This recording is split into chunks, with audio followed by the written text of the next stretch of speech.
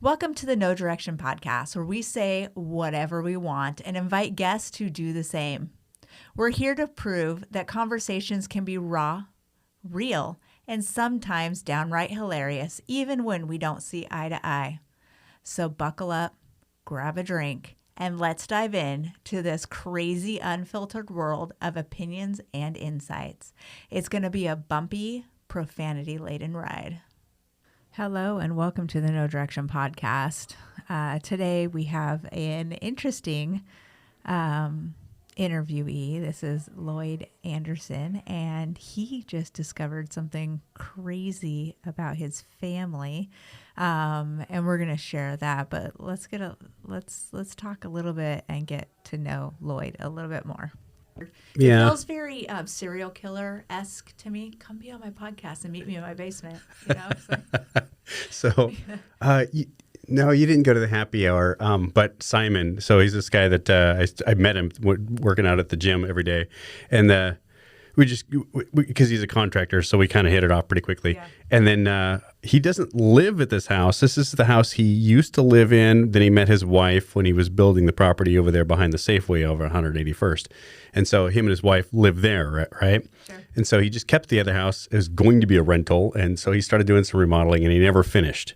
And so I've just gotten to know the guy. I've only known him for maybe 2 or 3 months, and we're riding bikes together, and we're hanging out quite a bit. So, and he's like, "Hey, I need to stop by my house. Do you want to go with me real quick?" I'm like, "Okay, I haven't been there yet, but why not?" You know, he's a contractor, and he's got all these Connex boxes out back, and he's showing me all the tools and equipment that he has, and then he wants to show me some of the remodeling he's done inside the house.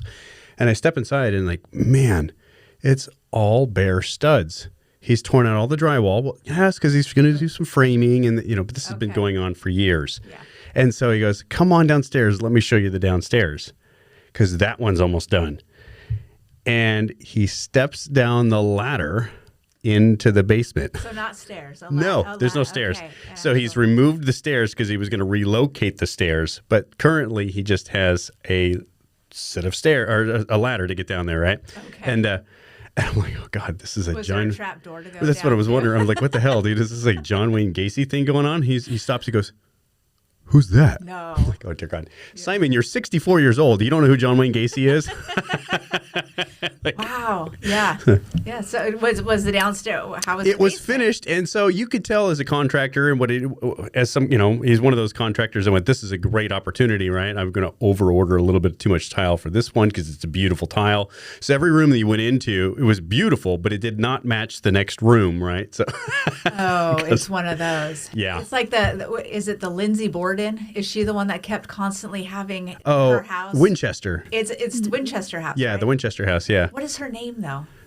Mary Winchester, isn't it? I don't know. Yeah, I think clearly Lindsay Borden is a different person. Yeah, she was the maybe murder. This is where I'll get my hate mail. Send it to me today. I think she was the one that wasn't she the one that murdered her family, axed them in bed or something? Maybe. My wife watches a lot of murder porn, so. Okay. Yeah. So I listen to My Favorite Murder podcast. That's the only podcast I listen to. That and the Grit podcast. I listen to both of those. And My Favorite Murder, I love it. It's like it's intriguing. It's not that I want to go murder people. It's just intriguing the thought it's murder process. Porn. It's sure. It's the mindset of what got this person to do these things. And what's really interesting and what they've discovered is a lot of serial killers have had some sort of traumatic brain injury in their lifetime.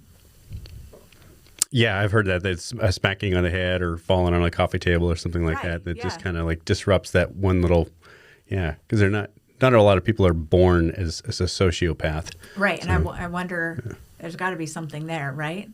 I would imagine so. Like my brother, I genuinely think my brother is a sociopath. I mean, and he's more than welcome to listen to this, but but he probably won't. No, he's in Michigan anyways. I haven't even seen him since I was 14 when I came back from Michigan. And I remember a time when we were younger, and this is just because he was always, we did like stupid things, right? Is that there was a pond, we'd all walk to the pond, and it was about 4 or 5 miles away, and we go swimming in the pond, and our thing was to roll down in the dirt, right? Roll around in the mud in the bottom of the pond, and the one that came up with the most leeches leeches was the winner.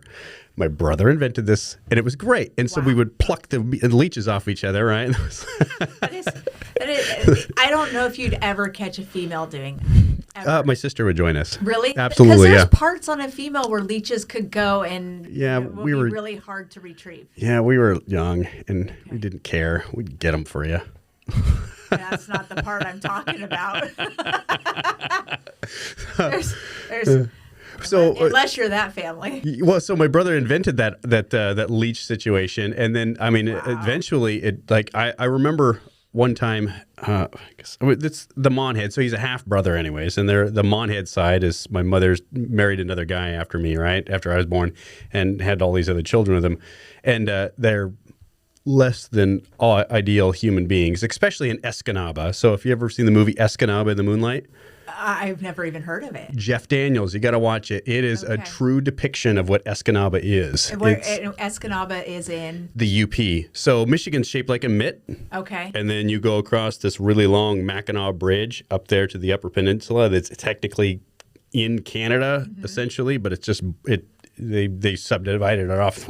Even Canada doesn't want this. So nobody wants it. Yeah, men are men and sheep run scared. So okay, awesome. So my brother, he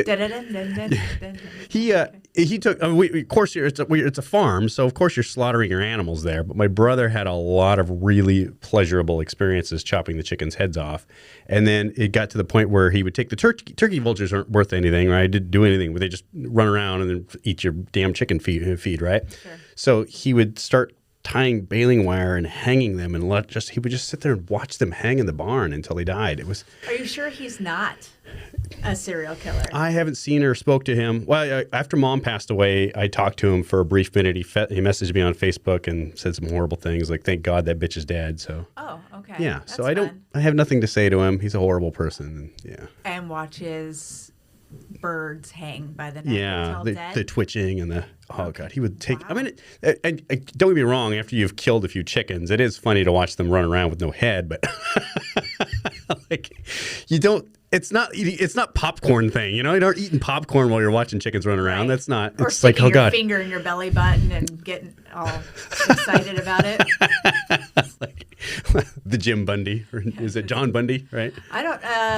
It is, God, what is his name? From Married with Children, right? Yeah, is that what you're thinking of? Ted, but no, not Ted. More serial killers. Yeah. It is, and people are screaming it through their radios right now. It is, he was a football player. Was he a football? I know he's a football. Bundy. Al Bundy, yeah. And that was his character. His character was a high school player, but was he? I think in real life he was an NFL player. Really? I think so. He does not seem like he has the structure for it. No, not even a little bit. Yeah. But I think maybe it was different back then. Was it leather? It wasn't leather helmet time. They had actual That's real like helmets. the 60s. Yeah. The 40s and 50s maybe. Yeah. I think they must have had helmets by the 60s because somebody had fallen off a motorcycle by then. Realized leather wasn't doing it. Yeah, you would think so. So my phone has rang twice since we've been sitting here, and we've only been recording for 11 minutes. Well, mine's on silent. It's always on silent because I'm of that generation. We never have our phone on volume. But yesterday I got 9 calls from just random solicitor numbers. Yeah. And so I've gotten on some list because this is day, I think, 2 or 3 of multiple calls. Are you guys buying a house? No. We're not buying a house. We're not looking to buy a house. We're not financing anything. We're not looking to finance anything. Yeah, because the wife is like, man, like the day one, because we're buying that. Maybe but Kirsten's helping us buy that property over there in Damascus. Right, for your business, right? Mm-hmm. Okay. Well, no, it's. It's for your house. Yes, it's our primary residence. Yes, that's it. Right. Residence. We're going to live there. Perfect. Yes. To live in. Mm-hmm. Murphy beds and everything. Yes. Yeah. Yes. I like it. Anyways, so I mean, and I got the email from the lender that said, you guys are buying property and we're going to run your report. And as soon as we run your credit report, that's of course when you get all the phone calls. And I was like, oh my God, I remember that when we bought our first house, like all those years ago. I never want to go through that again. So I went through and I did the opt-out thing. And apparently the wife was just busy or oblivious and didn't read the email or whatever. And then day one, she had 50 phone calls before the end of the day. She had literally screenshot them and just kept sending them to us. And I was just like, oh God.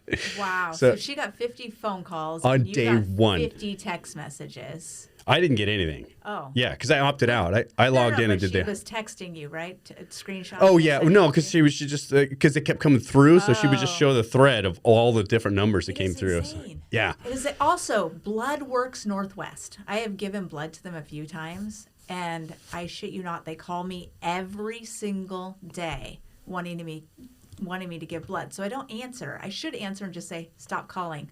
Which is what I did about 6 months ago. I said, stop calling. So they waited about 6 months. And now every goddamn day I get a call from them. And I like giving to Bloodworks Northwest, but because my blood stays in the Northwest. So it could potentially help somebody I know. Whereas the Red Cross, they're a for-profit and their blood could go wherever because they sell it. Not that you shouldn't give to the Red Cross. Don't send me hate mail about that. But that's who I choose to give somewhere else. But it's like they're volunteers. It's on robocall and it's constantly calling me. And it's like, for fuck's sake, leave me alone. Yeah. Like, I don't want to give blood because you call me so much. Now it's like principle. It's like I got to put my heels in the ground. Right. Yeah. Yeah. Yeah. I hate that's the one thing. I know that.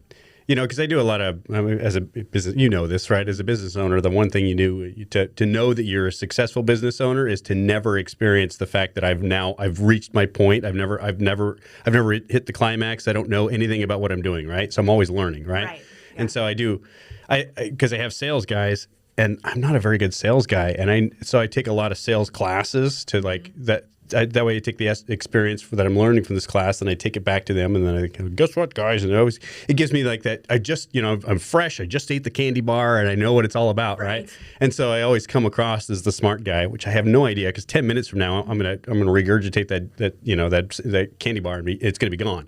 But one of the big things that they say is there's always 7 points of contact.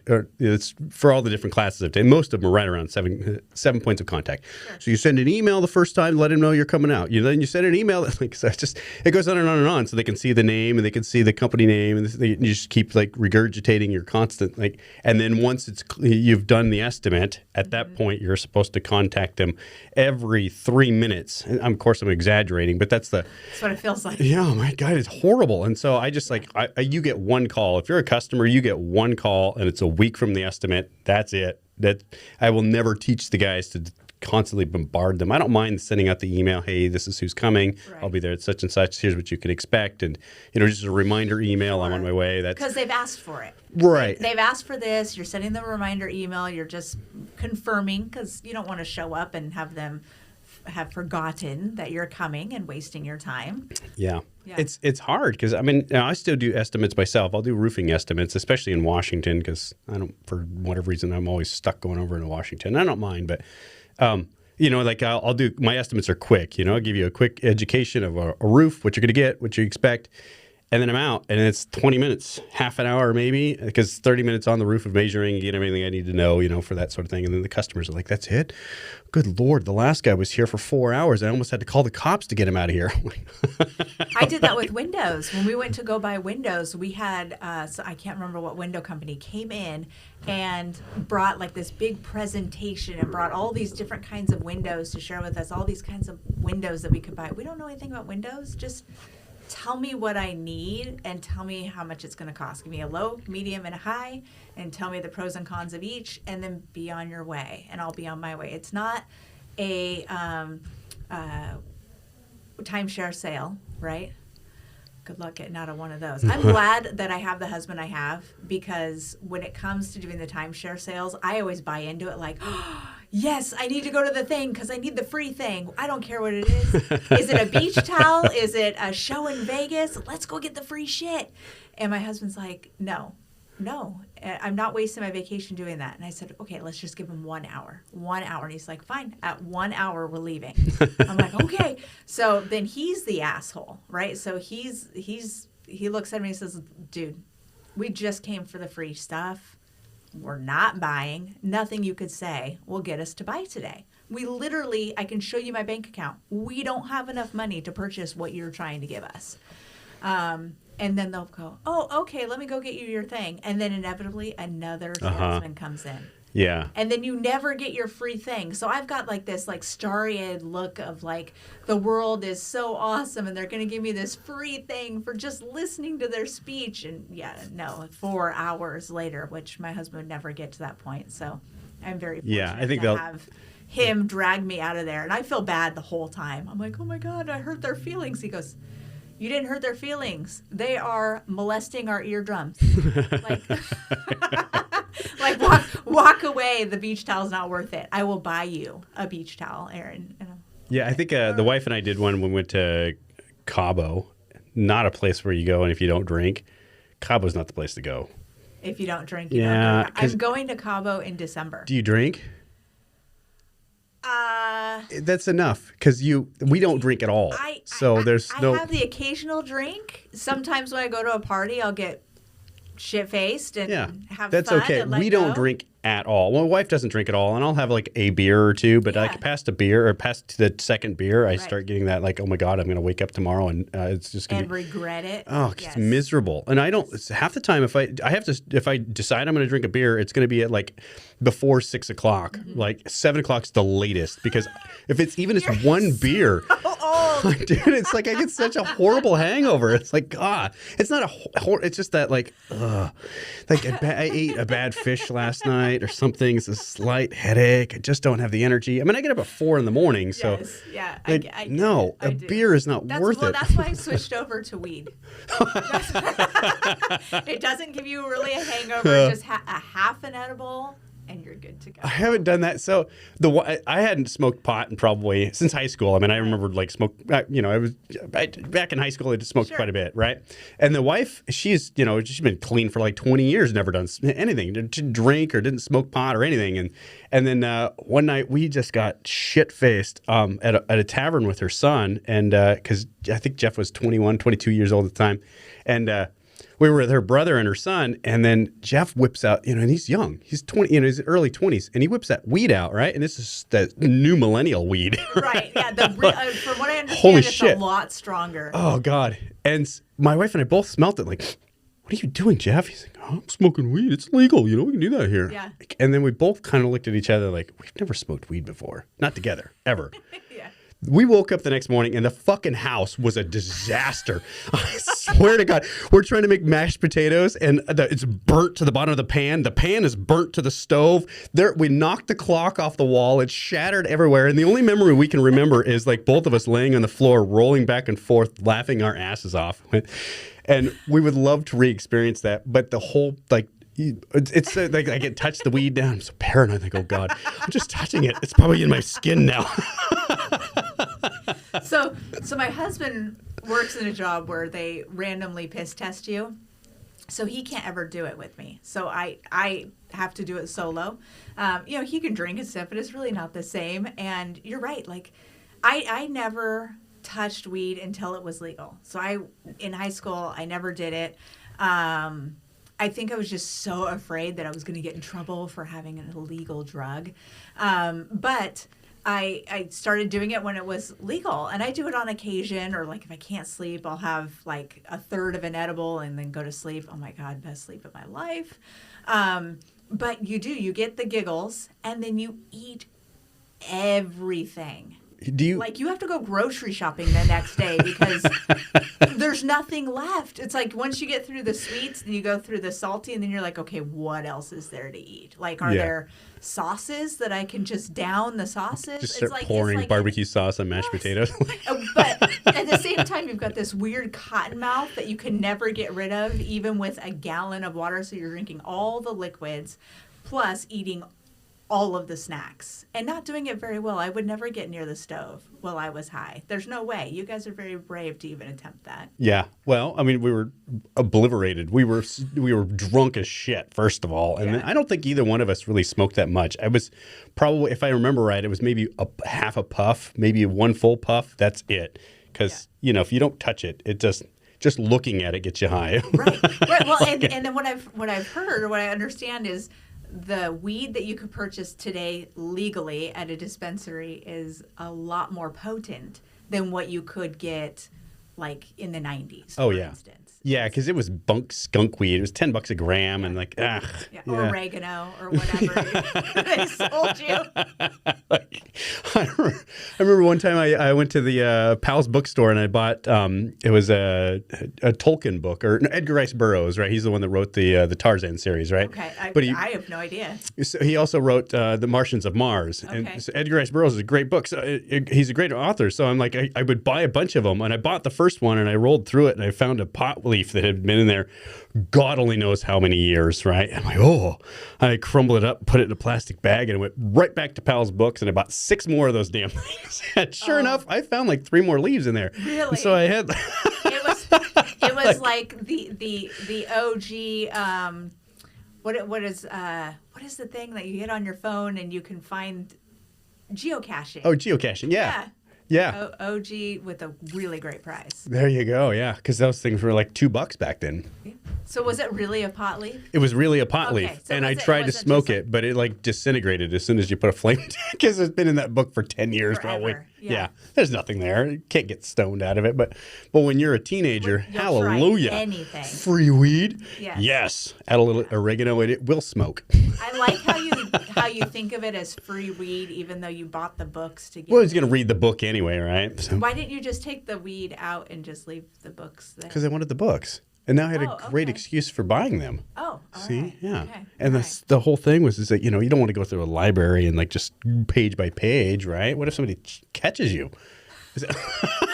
God forbid. This is in the 90s. You should be flipping through a book in a bookstore. Right. Yeah. Did you put that there, sir? And then they cuff you, and off to off to the hoosky you go. Yeah. So you were smoking it before you got there. Super paranoid about all the things. The high school days. The book police are there watching and monitoring. God, I miss bookstores. I mean, there's a couple. Well, Powell's is still around, isn't it? It is, yeah. But it's in Portland and the downtown Portland, right?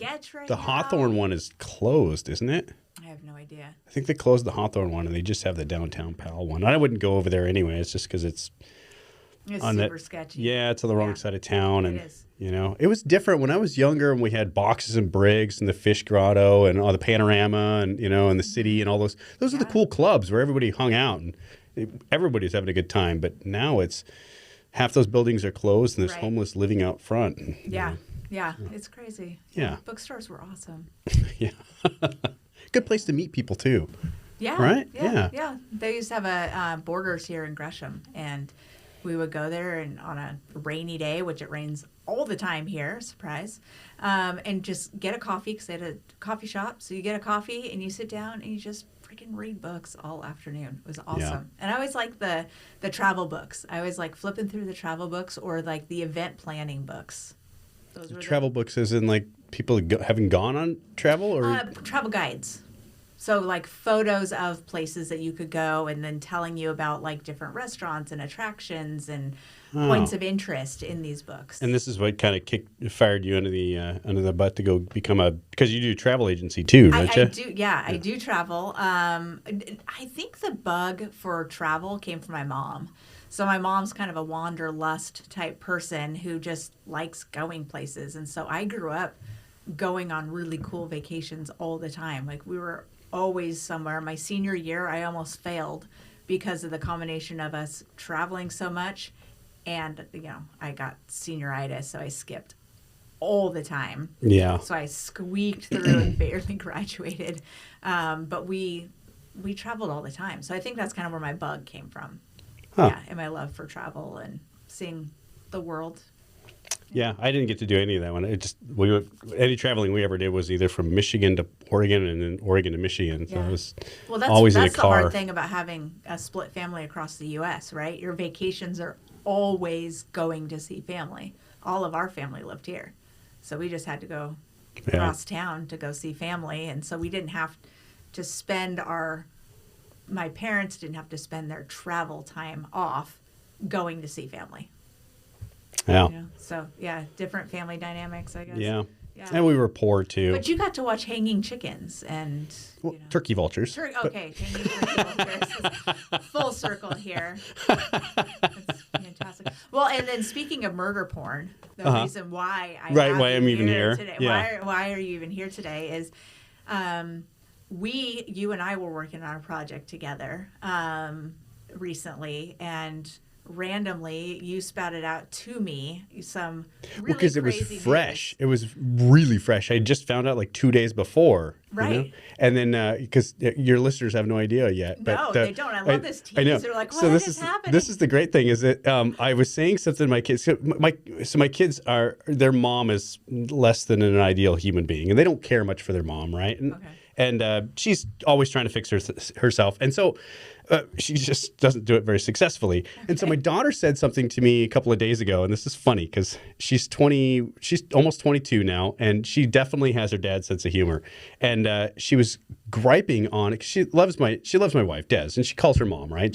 Des is a great mom and a great person for her. She said something to her and said that, I mean, I don't remember exactly, something along the lines of, you're comparing you to my actual mom, but, and then she was kind of chastising her mother in her childhood, right? Right. And and then I said, Alexis, you might have had it really rough growing up, but just remember, it wasn't so bad. You didn't have to deal with your mom your whole life, and you got Des early on. And then she looked at me and she goes, you know what, Dad? You want to know how bad life was? My grandmother killed my grandfather. And you're like, okay, well. Son of a damn it! She just took it right there, right? So that's great. Took the wind right out of your sail. Yeah. So tell me a little bit. So you blurted that out to me. You said, "Hey, Erin, do you want to know a secret?" And I said, "Well, yeah." And you're like, "My mom murdered my dad." I was like, "Yeah." Wait, what? Because you were very excited about it. Well, more excited about the news, not necessarily excited about the events that surround the news, but more just like, oh my God, this murder thing is like part of my life now. And and so ultimately, it's been a couple of weeks, and I've had some time to really kind of absorb the sensation, because really the whole thing was that I'm the one child that comes from a different father, right? My mom always said his name was Mike Potter, and I know that she was in love with this guy and I don't know that she ever knew that it wasn't, right? Because she would look at me and she'd say, man, every time I look at your eyes, I just think of Mike, and I just loved him so much. And the story was that her and Mike were really young, and that she got pregnant, and then he decided that he couldn't raise a child, so he gave her the option of having an abortion or moving on without him, right? And so she chose to go the higher road of going, to raising this child without him.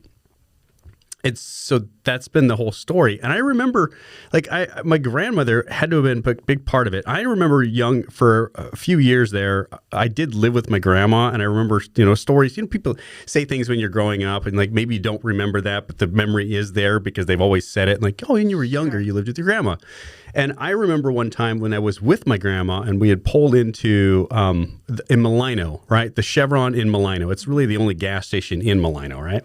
And we had pulled in there, and my grandma tapped me on the shoulder. She's like, hey, look, there's your dad, and pointed over at him. And I recognized Ron, which is Mike Potter's brother, right? Mm-hmm. And so it's Ron and Mike Potter. There's 4 brothers, if I remember right. But she pointed at him, and I could only see a scruff of his hair. That was all I could see, just because the pillar of the I think it was a Ford Pinto, and so I could only see the scruff from the pillar of it, and a ball cap. So I couldn't catch the whole view of the guy. And she said, "That's your dad. That's Mike Potter." And I'm like, "Oh wow, I finally got to see my dad." And I was 6 years old, right? Oh, very exciting. Yeah, and so I got to see him for the first time, and then when I actually got to meet him, it was my sister.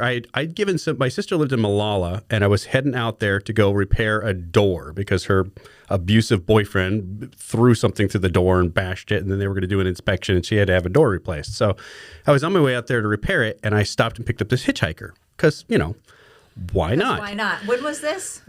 80s? Well, I was 20, so I was 24, maybe 25. I think my daughter had been born at this point.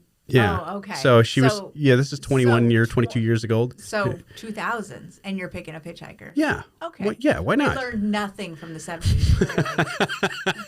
Okay. Listen, I'm a guy, okay? Okay. Well, one of you in the truck is a serial killer. Yeah, for sure. maybe both. Oh. You don't know. That's the statistic. We do know about my mother. That's a statistic. That is impossible, I think.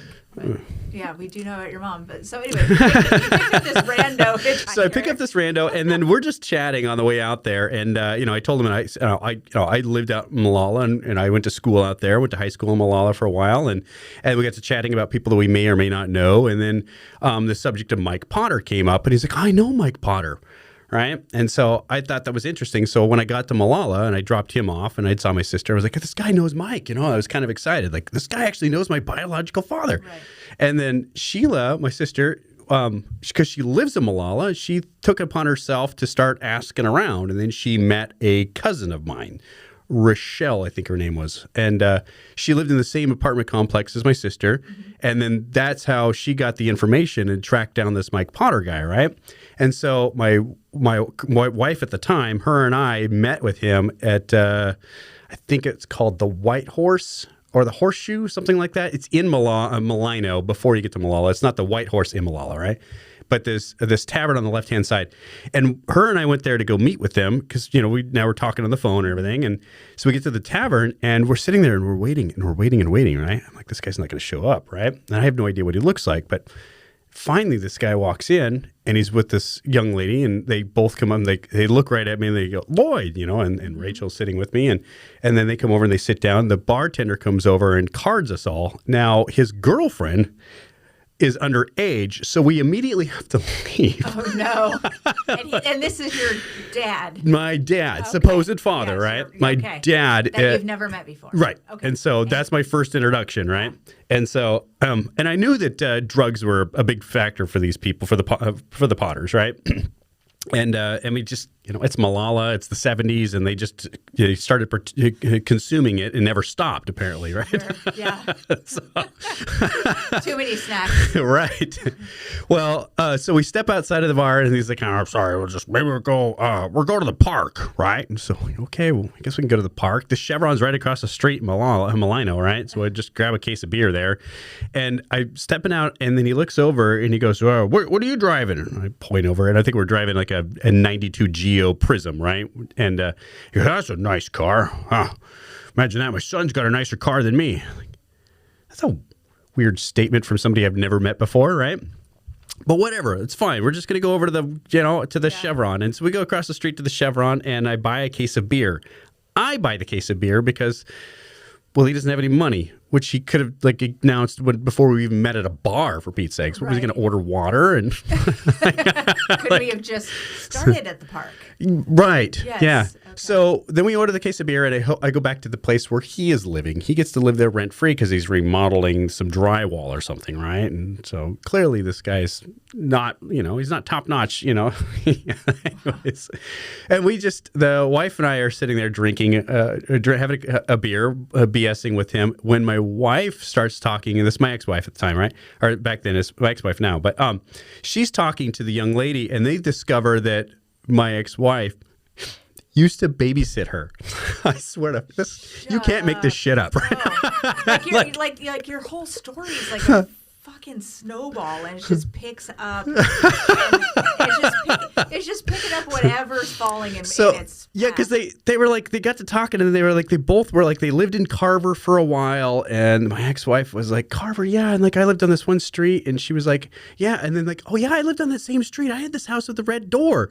Like, oh my God, I used to babysit you, and holy fuck. Wow. So, and then Mike and I are trying to have a conversation, and I'm just scratching my head going, man, these are my genes, right? Like, I hope and I'm still young, and I'm between jobs, maybe. I think I was working at Home Depot, but I was like maybe a store supervisor at the time or something. Sure. And not really I didn't have a great career, but I'm thinking, my God, I hope I turn out better than this, like renting a basement, or remodeling a house and getting free rent for it, right? Anyway, so we hang out for, I think we were there for maybe an hour or two, and then we decided to leave. And then I never really spoke to him again. I saw him once or twice after that when I stopped by the same place, and then he suddenly wasn't there anymore. He must have finished the drywall. So we didn't milk that out. Yeah, so we didn't. We never communicated again after that, and that was the end of it. Well, in 2016, when you fast forward, my mom is now on hospice, and so she lives in Malala. And my sister, I think she was living in Salem. Yeah, she was living in Salem now at this time. And then, and so her and I both moved into Mom's house because she's on hospice. So we're taking care of her. And Mom never met any. But over the years, she'd made comments. My mom was a wild bitch, if you will. Right? She's just. She wrote a hard. That's the unfortunate thing is you can't share. Like I'd have a great picture for you. My mom was a sleeveless. She'd buy new T-shirts, rip the sleeves off. She was a gypsy joker, right? Well, she was a bitch for the jokers, right? Oh, do you have to be a man to be a joker? Is that how it works? I don't know how it works. More than likely, I don't know. You could, but a bitch is. She was like a groupie. Yeah, more or less, and then for lack of a better term. Motorcycle gang. Yeah. Ish. So, do you call motorcycle gang? Is that PC? I don't know. It's MC. MC. Yeah, motorcycle club. Okay. Yes, all right. it's a club. Yes, it is. It's always a clubhouse. You don't go to the gang house. Fair enough. I mean. Fair enough. I guess if you're the police going to arrest, you go to the gang house. If you're a part of the club and you want to hang out, you go to the clubhouse. Right. So yeah. I guess it depends on which. Okay. All right. Yep.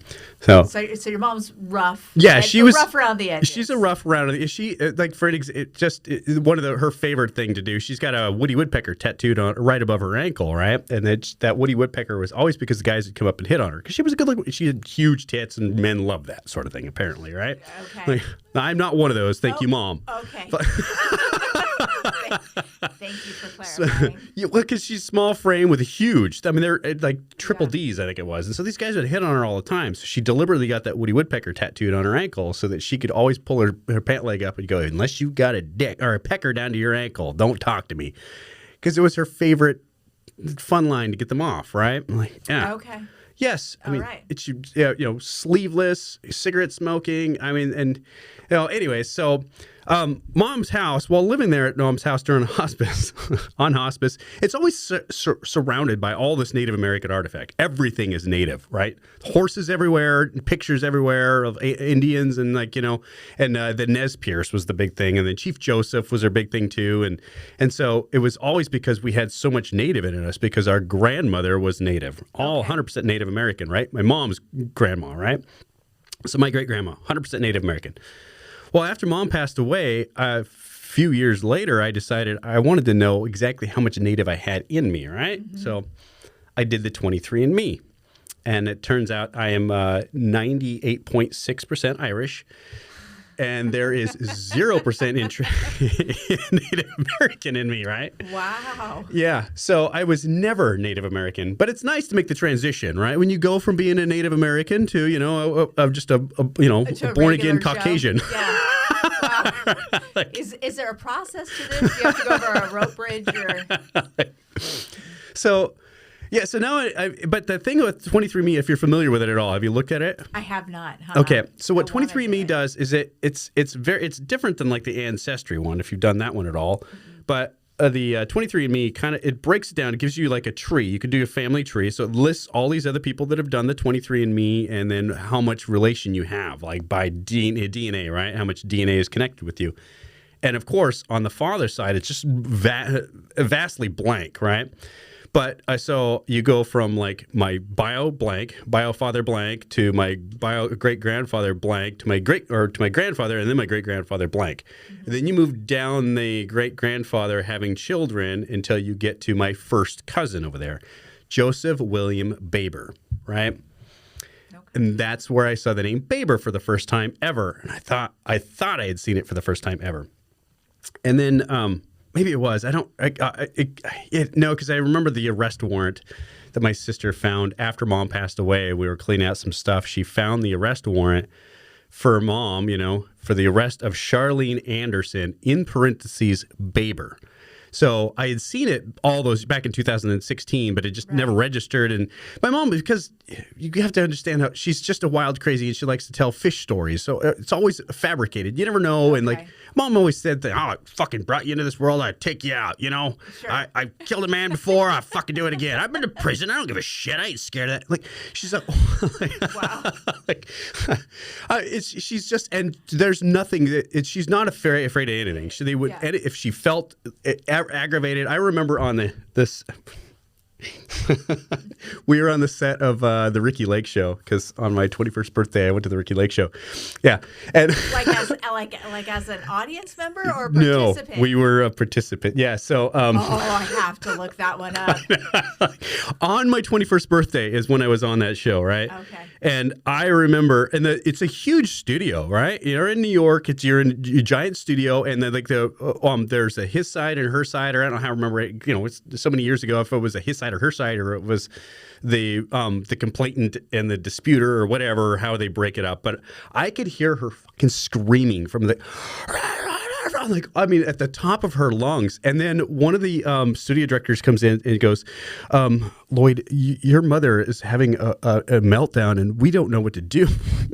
Is there any way, do you think you could calm her down? I'm like, oh dear God. Yes, this is my mother. I'll talk to her. Yeah, take me over there. And she's freaking out because they have her in a fucking silk button-up shirt. It's a purple button-up shirt and it's silk. And she's just, I'm not fucking wearing this goddamn thing. Wow. like you guys, you're better suited just putting her in a tank top, right? Just a black tank top will do just fine, right? And take that little ponytail thingy because she had this on the side of her hair, right? She's got this big frizzy hair and it's curly otherwise, but she didn't know how to curl her hair, so she just combed it and it'd be frizzy. But they tried to put her in this weird, like, right-handed, like, bow tie thingy that just, I don't know, like a Cyndi Lauper kind of, like, drop off the one side. And it was just, and my mom hadn't looked in the mirror yet, so if she had, she would have lost her shit. Oh, my gosh. Like, take that off and do this with the thing. Yeah. Wow. Yeah, anyway, so, God, where was I before that segue? Well, so what was she on Ricky Lake for? What were you doing?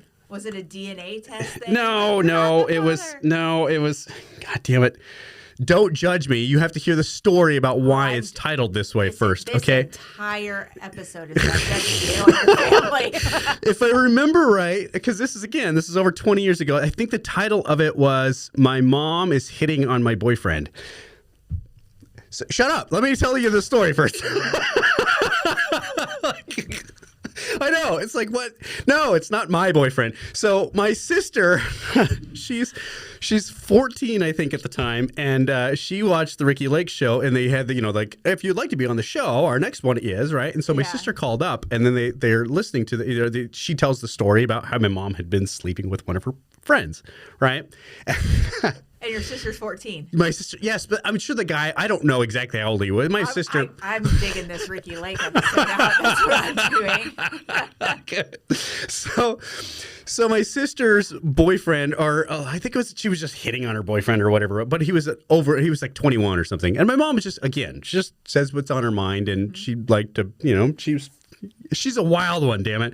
Anyways, so she's telling the story to the Ricky Lake show, right? And and then they ask her how old she is, and then what my mom was doing at the time. She's like, oh, she's dating one of my brother's friends. Like, yes, because ironically enough, it was Doughboy is what we called him, and he's the he worked at Dunkin' Donuts. Because when I was younger, we had friends that worked at Dunkin' Donuts and the 76 and then the Taco Bell. So we would go to Taco Bell because at one time I worked Taco Bell, so I knew the managers there at this point, and I got free burritos, and we'd take them down to Dunkin' Donuts. We'd trade them for the donuts. Okay. We'd take them to 76 and trade them for either cigarettes or gas, right? Sure. That was our thing. So, it totally makes sense. It's a barter system. Yeah. Anyway, so mom, like, because we're all driving now. We're out of high school. We all have cars, and now we have CBs, and we have the squelch mic and squelch thing, right? So we play CB tag. So that's how we got our gas, to play CB tag. And you could do your change, your gain, and your squelch and stuff to be able to track somebody. So they'd hide in their car and they'd be talking on the CB the whole time, and we'd find each other. And my mom got into this game with us and loved it because it's what we did after hours, right? And until like 2 or 3 or 4 o'clock in the morning. And so that's how she met Doughboy. And then Doughboy was probably, I don't know, he's in his mid to late 20s. Okay. And so Mom was having a good time with him. So that's when she told. Was probably mutual. Yeah, I'm sure. But so my sister told him the story about this to the Ricky Lake Show, and the Ricky Lake Show, well, we would love to have your brother. All right. And then so I ended up getting this call from this Adrian or Erin or whatever her name was. I can't remember, something like that name, right? And she calls me and she's like, this is so-and-so, studio producer for the Ricky Lake Show, and we'd love to have you on our show. And I laugh. I'm like, whatever. I hang up the phone, right? And then she calls back probably an hour or so later, and she goes, listen, we got your phone number from your sister, and she tells me the whole story, and like, oh, wow, maybe I'll listen. So I listen, I get the information, like, let me call my sister, and I'll call you back, find out if this is legitimate or not, right? And so, anyways, move forward. They because it's coming up on my birthday, when they're going to fly me out. The way the Ricky Lake Show is, they fly you in for the day and they fly you out that same day, practically, right? Okay. You are in and you are out. But because I was coming in and they wanted to film on my birthday, they were willing to give me $800 and keep me there for 3 days, and I get to stay at the Ritz Hotel. Wow. So I get to stay in New York for 3 days on the Ricky Lake Show. Right on. Fantastic. All right. Anyway, so that. Yeah. Well, let's put Ricky Lake to the side. We might have to talk more about that later. But God, where were you on your story with your mom? You were talking about how rough she is. Yes, she's just about Oh yeah, because she'll take you into this world, she'll take you out. Yeah. Right. Fish stories. Yes. So, anyways, moving forward about the arrest warrant, I remember my sister had found it, so I didn't believe. Well, neither one of us had believed it because we both know our mother and you know how much she likes to embellish, and I mean, we just assume because when your mom tells you she's fucking killed a man, you just assume she's just. Whatever, Mom. Yeah, of course. Yeah, of course. I mean, hasn't everybody's mom said that? Or I fucking killed somebody. Yeah, I'll take you right out. That's right. I don't think so, but but then truly believe them. Yeah, so but then I get I'm curious now about why this Joseph Baber, and I still haven't even put this connection together with the arrest warrant yet, because we found it, we just ignored it and like whatever, and we actually can't even find it now because my sister had found it and then sent me a picture of it, but she sent it to me on like the Google meetings or meets or whatever it is, so that the picture was still there, right? Okay. That's how we were able to find the picture, because I asked her, I said, did you still have Mom's stuff, right? Because, well, I ended up... Because she passed away when? In 2016. Okay. And so she probably found the arrest warrant in 2017 after she finally, because my sister freaked out, and she took it really hard, right? Sure. Her and Mom were really close, and she... decided to go back to Michigan to meet her biological father, and that didn't pan out so well because he really is a dirtbag, right? Yeah. And really, that's the one thing is that Mike Potter or Mike Monhead, she likes Mikes, but so Mike Monhead is my sister's dad, and he really is a piece of shit. And I remember that guy. I mean, my mom didn't leave him until I was like 10 or 11 years old, and he would beat the living shit out of her. I mean, just knock the teeth out of her face and everything, just beat I can't embellish enough about how much of a guy this guy is a dirtbag. And my sister didn't remember, right? So because she was so little at the time, but she wanted to meet him. Mom passed away, so she took off to Michigan to go meet this guy, and she's only there for a year before I'm sending her money to come home, right? And she drove across. She had this minivan pulling a damn U-Haul trailer, a little 10-foot trailer, and she's got her 5 kids, 3 pit bulls, and 2 cats in this fucking car. Oh my God. Yes, all the way from Michigan. Yeah, wow. Slid out of control over in Montana, and then yes. Anyway, so that not part of the story. Just my sister doesn't. She treads a lot of the same road that my mom did. Yeah. Well, the fact that she has her sanity after that road trip is incredible. So anyway, God, where was I before that? So many side stories here. Sides. Yeah, I like it. You were talking about how Your mom embellishes things. Yeah, and so when she had found the arrest warrant, we kind of just like, how, like, that's mom, right? You know, it's dated 1976. That's mom. She's the one that kind of probably in 1976 found a typewriter and made this thing up, and just, you know, whatever. Or she stole one from somewhere. And I remember she used to date this officer Willie Lanier, who was Oregon City Police Department, right, and out of Oregon City, and so. I just assumed, maybe he gave her an arrest warrant or, you know, some kind of sarcastic something or other, so she could just, you look at this, you know what I mean? Yeah, like, I did do it. Yeah, because that's totally our mom. So we just, whatever. Anyway, when I see the Joseph William Baber, I don't see, there's so far a connection, disconnected. I thought, well, that's probably just because the Potters are all drug addicts and they don't have any damn money, right? Yeah, they're not doing their DNA testing. But somehow one of so Ron is he's, like I said, Mike's got a few brothers, right? And so there's Francis, there's Ron, and there's Mike, and I think there was one other one that I don't remember anything. You know, I don't know the Potters, right? Sure. But Francis, I don't know how we became friends on Facebook. We've been friends on Facebook for years now, right? And so that's kind of how I stayed connected with the Potters, just by talking to Francis. He's a really nice guy, and he doesn't talk to any of the other Potters because they're all drug addicts. And he was very clear, Lloyd, I'd like to be your friend, but if you ever do drugs, that's the end of it. No, or not. Okay, you don't have to worry about that for me, right? Anyway, so I got really curious when I can't make any connection of all because it shows you trees and all the families, and there's nowhere on that family anywhere does it say Potter. So I messaged Francis. I'm like, hey, can I send you a 23andMe? I want to see what the results are going to be. And he's like, yeah, sure. You know, you're my goddamn nephew. You know it, right? I'm like, I appreciate that. Thanks, bud. So I sent him the 23andMe. We wait about a month. We finally get the results, and he sends them to me. And I'm looking at my 23andMe, and I'm looking at his 23andMe, and our trees don't have anything connected whatsoever. Completely different trees. Mike and Potter is not my father. Mm-hmm. Well, what the? You know what? I remember that damn arrest warrant thing. So I started messaging my sister, please go through your stuff. And she looked and looked and looked and looked, and she just could never find it, right? Mm-hmm. Like, I don't know where it ever went, right? And then, like, it was like 2 or 3 days before I met with you to do the thing that my sister had found the picture that she had sent me through the Google Meets or whatever. She found it again and sent it back to me, and I was like, Baber! That's that Joseph William Baber guy on my 23andMe. That's the connection, right? So I've been doing the research now. And he's a cousin, right? He's a first cousin, yes. Okay. First cousin once removed, or first cousin, I don't know. I don't know how those things work. Yeah, I don't remember exactly. It's the once removed is like a because it's the generation above you, right? Or the generation below you kind of thing. So you're one generation away from each other, being your cousins, but you're only cousins because your parents are old. You know what I mean? Does that make sense? I thought those were second cousins. Damn it. I don't know how it works. There's a generation something right there as far as the gap goes. No idea. Anyway, cousin makes sense. So I'm looking at I got the arrest warrant now, and I've got at least a picture of it anyways, and I'm looking at the arrest warrant, and there it clearly states the arrest of Charlene Ann Anderson, and in parentheses, Baber, right, for the murder of deceased husband, why it says, it seems, I don't know, redundant to do that, for the murder of deceased husband. Well, you don't murder living people, but...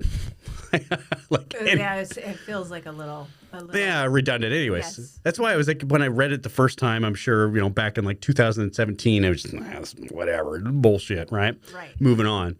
But anyway, so I see that arrest warrant. It's dated for 1976. It's June 2nd, right? June 2nd, 1976.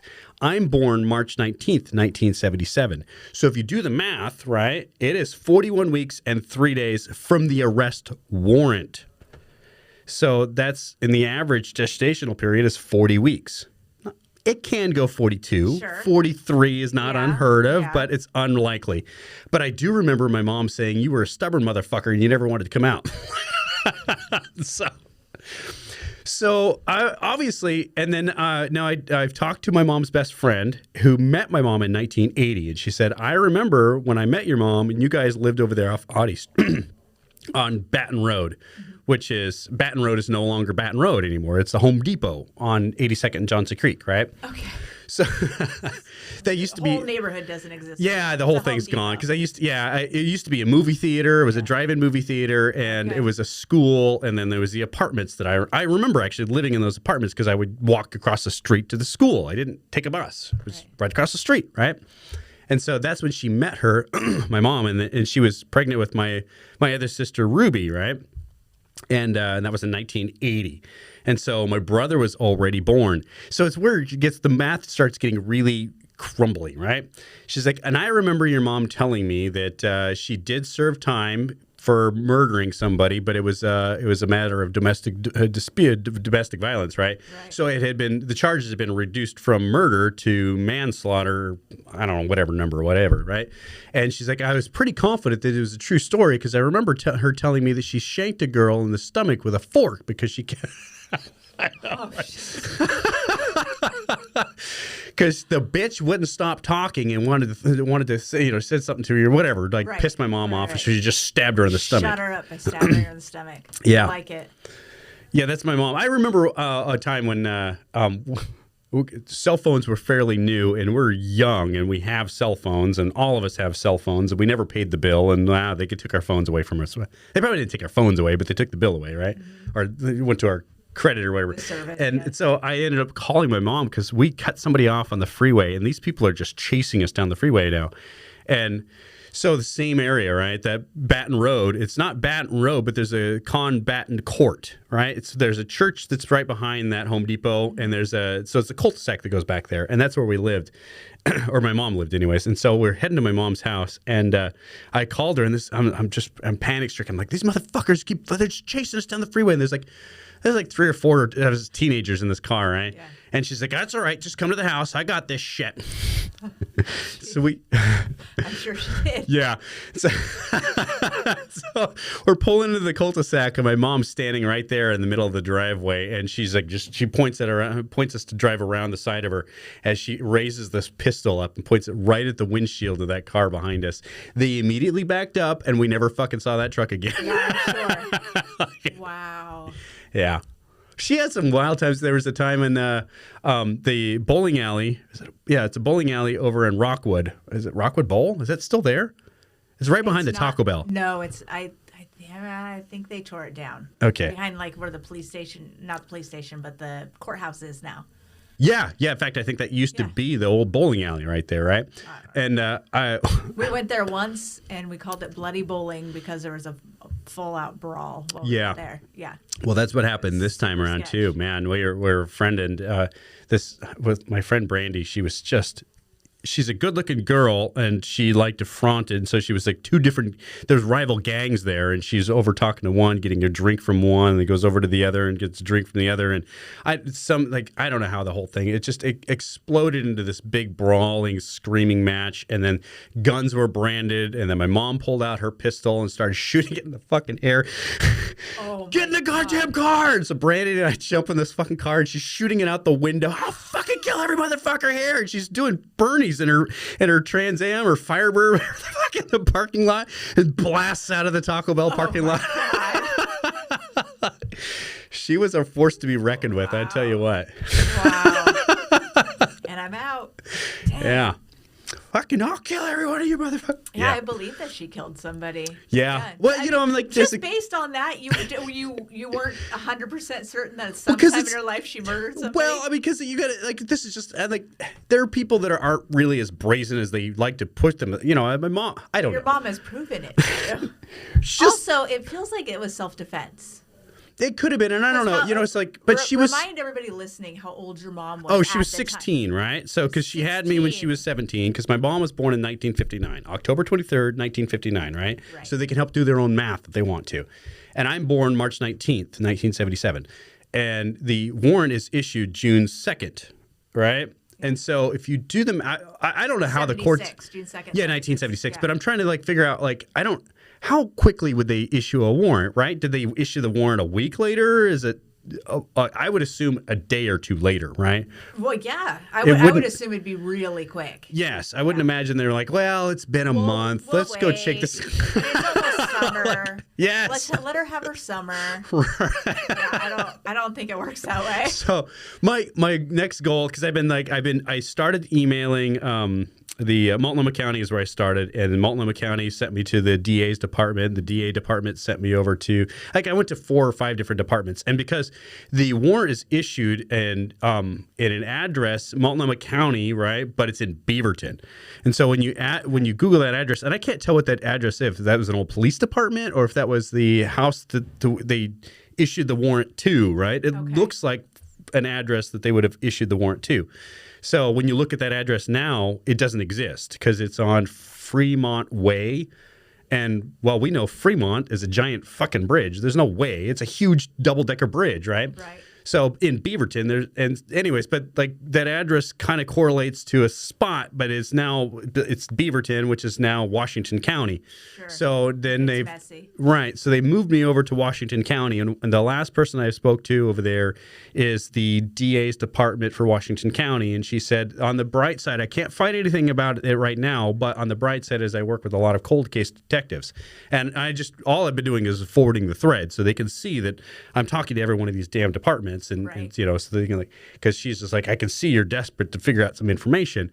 I'll talk to one of these cold case detectives. And so I haven't reached out to her now it's been a week or so, and haven't seen if she's managed to get anybody to follow up. But my next goal is to basically go to the Oregonian, because 16-year-old girl in 1976, I'm assuming shoots, because my mom was a really small. Oh, it doesn't say how. Yeah, just the murder, right? Yeah, okay. And if it was reduced to manslaughter, she didn't poison him. Right. We can eliminate that, right? Have you looked at any of the what's it called? Fisher? No. When you used to go to the library and you looked at the film. that's microfilm, right? Or fish. Microfiche. Yeah. Yeah. Thank you. Look at us, our powers combined. Have you gone through any of that? No, that's my next goal, right? That's what I'm saying, because in 1976, a 16-year-old kills somebody. It's going to be in the fucking papers regardless, right? Yeah. They might redact some of the information, Especially when it was a 16-year-old's husband. Right. So let's not forget the fact that your mother was a 16-year-old wife. Yes, and so and that's completely legal. You didn't have to have parental permission back in the 70s, right? I've done that much research. In the 70s, it was just like it's a free for all at 16. She knows why they got married, right? Was it arranged? Right. Was it because she got pregnant? She had to marry this person.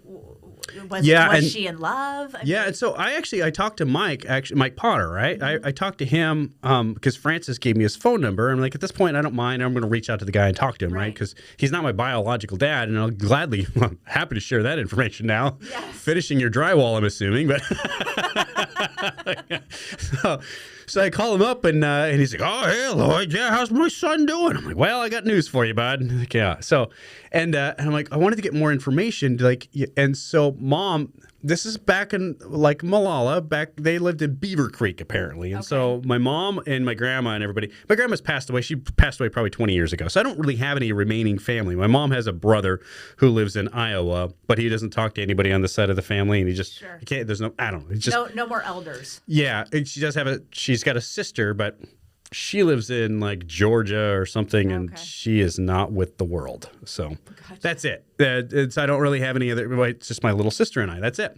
And her brother that lives in Michigan that I'll never talk to. Right. Yes.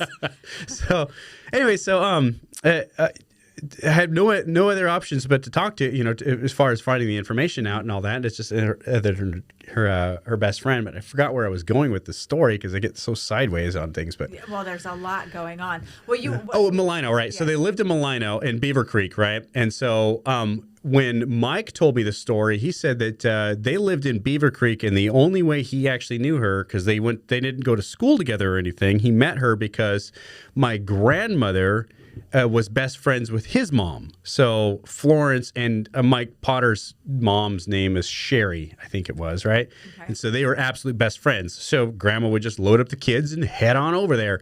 And that's how my mom knew Mike Potter. And then they were just lovers, right? Hanging out, I don't know, bushing, who's, in the bushes or whatever. Sure. Yeah. However you do. So he's like. That would have had to been really young because, We go back to the 16-year-old bride thing. Yeah. So again, though, but you go to the somebody in their high school or middle school had to have known both of them at one time, right? Well, I asked him if he ever knew the name Baber or anything. He's like, "Oh, your mom was married that time? He had no idea, right?" Like, weird. Yeah. So he doesn't know anything, and Francis didn't know anything. He was.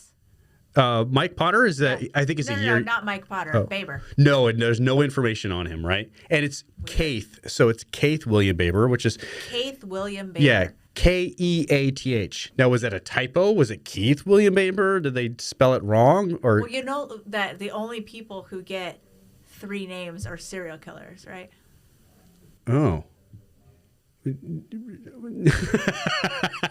No, Keith, but it's Keith.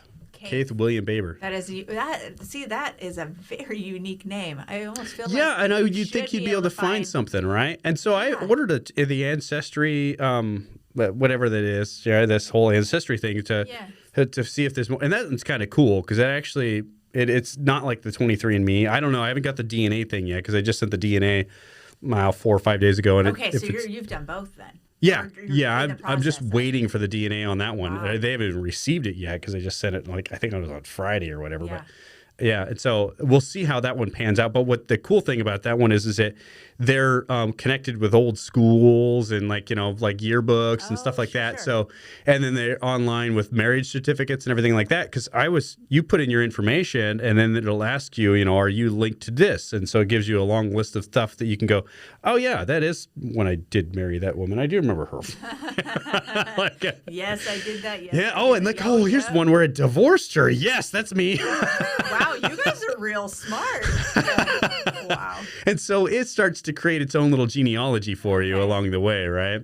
And so, I tried to add the stuff in there for Keith William Baber, but I don't know a date of birth. I don't know how old he is or anything like that. So there's no Keith pops up. There's Keith, right? Is there a Keith William Baber? Yes, there's a few of those, right? And so that's why I'm wondering if maybe there's some kind of it's very possible. And so I talked to Joseph. He's the first cousin or whatever, and he lives in Virginia. And he says he doesn't remember any about the Babers moving out to Oregon or even theirs, but he was able to give me the genealogy up to his grandparents, I guess, right? Wow. So that connects. I'm just missing would be my great grandparents because they're his grandparents, right? So that connects. That puts me up to my great grandparents essentially, right? So I'm missing my father and my my father and my grandfather on that side. So, it is the interesting thing is that. Maybe there's some grandparents that are missing a son, never knowing that, because, you know what I mean? Like, yes, possibly maybe he was an only child. Could have been a closed case, especially if they spelled his name wrong.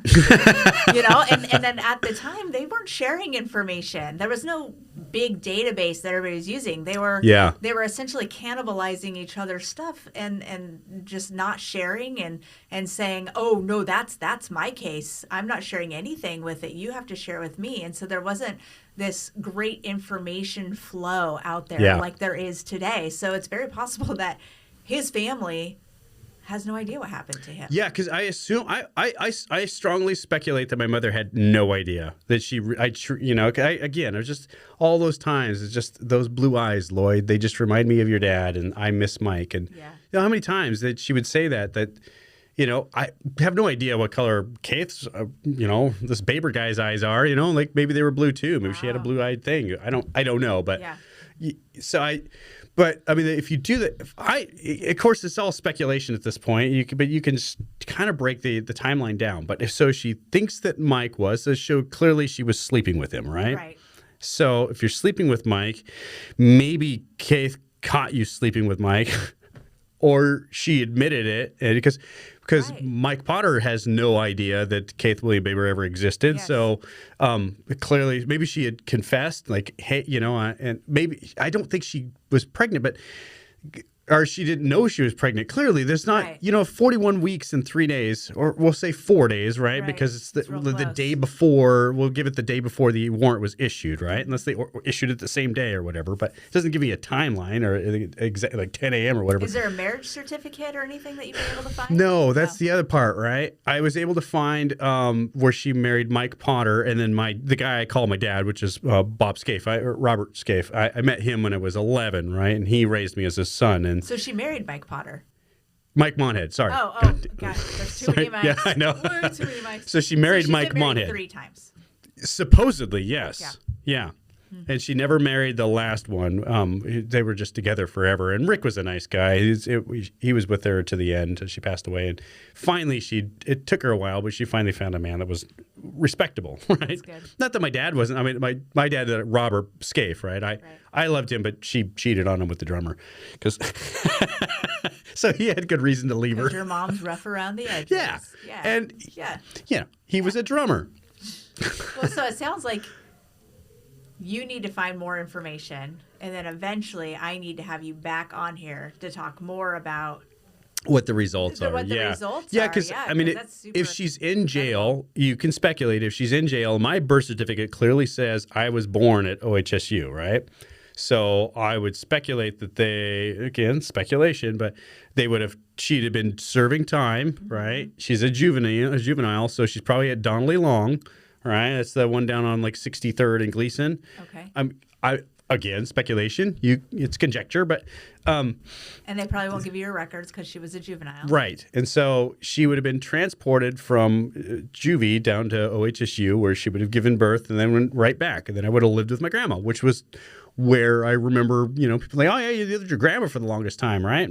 And but I was so young, I didn't, I didn't register who, where, why. Why would I bother asking questions? I'm just a kid. I don't care. Whatever. Sure. Well, and your next sibling was born was Leonard, and I don't remember Leonard's. I don't have any desire to reach out to him to find out what his date of birth is. Right. But and do you know who his father is? You speculate. Is he in your? He's in your family tree. He's as a half brother, so right? You could see who his father is. If he had done the 23andMe, that's the only way, right? Okay, so you're only connected if you've sure. done like the test yourself. Sure. Otherwise, you can with the ancestry. It's possible that she was in jail when he was conceived, either by a conjugal visit or a jailer. Well, she would have been out. So the thing is that I have an officer friend of mine, and I've been talking to him about it, and he's only been on the force for 22 years or so, like that. So he can't give me a whole lot of detail, but the average, he says, back in the 70s, because he had talked to Mike Reese, who has been around for quite a while, right? And so the information, he was like, yeah, back then, when they do this, the charges usually at that age, you are when you're convicted, you could either be convicted tried as an adult, which doesn't sound like it would have been the case because so you only serve until you're 18. So when she had turned 18 in October, she could have got out and then had my brother, right? Okay. So that one kind of maths out, right? And then, so shortly later, she would have met her friend Sandy, and who gave me the information. So, wow. Yeah. Wow. Thank you. We're actually out of my podcasting time, but this was awesome. Thank you for sharing your story. I know it was crazy to find out, and I'm sure it feels like a big knot to untangle. All these things that you thought you knew about yourself are completely different now. Yeah. The only scary part is that not knowing anything about the Keith Baber guy, what does that say about me? I mean, I guess the bright side is that I'm not the son of a drug-infested, drywaller. Hopefully not. Right? Hopefully not. I mean, yeah. I mean, no, and how old was he? And there's so many questions. Yeah, I know. Like, maybe he was. Why were they married? Right. Was he in his 30s marrying a 16-year-old? I would hope that's not the case. I mean, I don't look at 16-year-olds, for God's sakes, Right. Like, I have 16-year-olds. The only way I would look at them was with the back of my hand. I was, what are you doing? That's right. Yes. Yes. Well, and it's I keep thinking, a 16-year-old in a marriage feels very, very stuck. It feels very much like a desperation. But you know kill. understand too that crazy as it sounds, 14 is on average worldwide. Average age is 14. We are indoctrinated into the 18 because we're the United States, and 14 sounds completely and utterly disgusting to us. You move to just about any other country outside of here, and 14 is very normal. Really? It's 14. Wow. What do you mean? It's 14. Right. Women come of age at like 12, 13 years old, so they got plenty of time to think about it. So you know what I mean? Like that's a huge U.S. thing, and it's kind of growing because let's face it, there's a reason it should be 18 or better, right? You don't make very good decisions as a 14-year-old. Yeah. Yeah, you're just don't have enough experience. Yeah. Yeah. Well, cool. Well, thank you. Yeah, anyway. I appreciate you. You bet.